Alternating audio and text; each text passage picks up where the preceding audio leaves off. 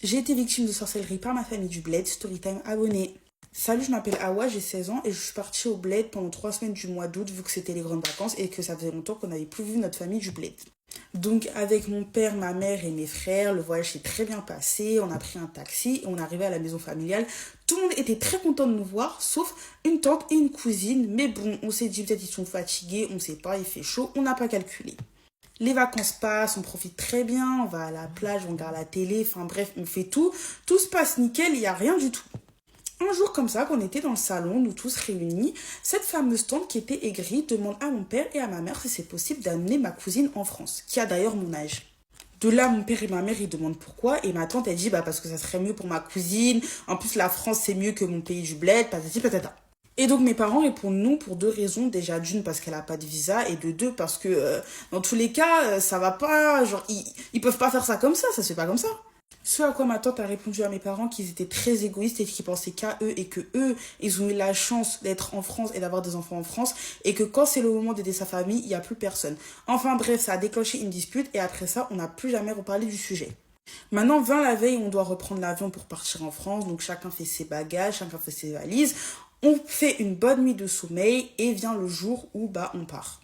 On dit au revoir à toute la famille et mystérieusement, cette cousine et ma tante, elles paraissent détendues, elles nous disent au revoir détendues, alors que tous les autres, ils étaient un petit peu tristes, vous voyez, nostalgie, parce qu'on va se revoir encore dans un an si on peut encore repayer les billets d'avion. Mais eux, ils étaient anormalement, genre, détendus. Bref, on arrive à l'aéroport, on s'occupe des bagages, tout ça. Et arrivé au moment de l'embarcation, on nous dit que notre vol a été annulé. Donc mes parents qui sont un petit peu énervés demandent quand est-ce qu'on pourra avoir un nouveau vol parce qu'il faut qu'on rentre en France. Et ils disent qu'il y aura un nouveau vol direction Charles de Gaulle dans 3 jours. Donc ce qui fait que nous, on retourne dans la maison familiale, ils sont assez surpris, on leur explique le problème, ils disent on verra du coup dans 3 jours. 3 jours après, on retourne à l'aéroport, donc on refait tout le processus, les passeports, tout ça, tout ça, tout ça. Et au moment d'embarquer, on nous dit que en fait, on ne nous a pas affecté sur un nouveau vol. Et donc mes parents, ils commencent à s'énerver parce qu'ils disent on a attendu 3 jours, notre vol il a été annulé et nous, vous nous avez oubliés. Enfin, c'est quoi ça? Et on nous dit que pas de souci, il y aura un nouveau vol dans 4 jours. Et là, ma famille, ils commencent un petit peu à s'énerver parce qu'ils disent attendez, un nouveau vol dans 4 jours. Nous, faut qu'on rentre. En fait, il y a la rentrée, tout ça. Et ils disent qu'ils n'ont pas fait exprès, qu'ils sont désolés et qu'ils nous font voyager en classe business. Je crois que c'est ça, hein, la classe en haut là. Bref, donc rebelote, on retourne chez nous. Notre famille encore qui disent mais qu'est-ce qui se passe? Vous êtes encore là, vous êtes dans l'avion. On explique le problème. Et ils disent que c'est vraiment bizarre. Genre, à chaque fois qu'on veut rentrer, on peut pas. Et puis on voit cette fameuse tante là et cette cousine qui sont là, un peu toutes contentes, genre. Bref, elles sont contentes, on sait pas pourquoi. Et nous, on est là, mais wesh, de base, elles sont pas censées nous détester. Je vois, elles sont aigries et tout. Et là, tout d'un coup, elles sont contentes. C'est quoi leur problème? Troisième tentative, on retourne à l'aéroport. Là, on est exténué. Au moment où on nous demande où sont nos passeports, ils sont pas là. On les a oubliés à la maison familiale. Sauf que le temps de revenir, enfin, de partir et de revenir, le vol sera déjà parti.